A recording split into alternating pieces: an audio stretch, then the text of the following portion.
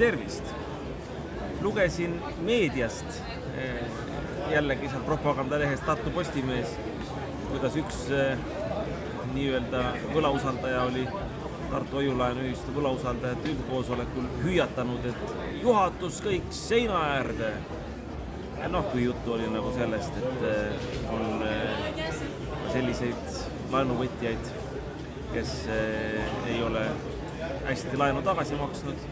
Aga mul on küsimus, et hea seina äärde panija või kes neid niimoodi mõtlevad või see kas propagandaleht Tartu Postimees, kes on seda üldse niimoodi võimeldad, et aga miks juhatus seina äärde?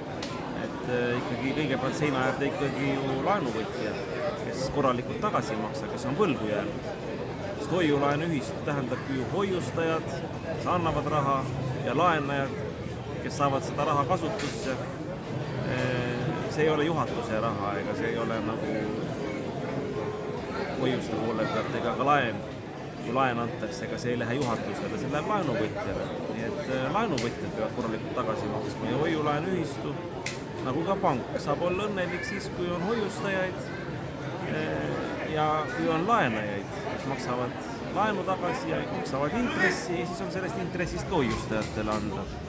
Et see on nagu üks asi. Ja teine asi on see, et pankrotihaldur ka tegelikult rääkis seal silmamoonduslikku juttu ja ajakirjandus võttis kriitika vabalt ja kahjuks ka inimesed kuulasid ja istusid niimoodi ja aasta aega tagasi, kui mina ja teised juhatuse liikmed kõnet pidasid, siis aplodeeriti niimoodi mulle ja nüüd öeldi, et roos seina äärde niimoodi, eks ole. Aga laenuvõtjad ja miks te panete ühte patta, ma toon selle nii pankrotihaldur kui ka propagandaleht kui liikmed. Miks te panete ühte patta korralikud laenuvõtjad, näiteks nagu Puglevski ja Viira, kellel on ettemaksud. Ja nad pandi ühte patta nendega, kellel on võlgnevused, nagu seal Lagle ja Thompson ja Harri Raudvere firmad ja nii edasi.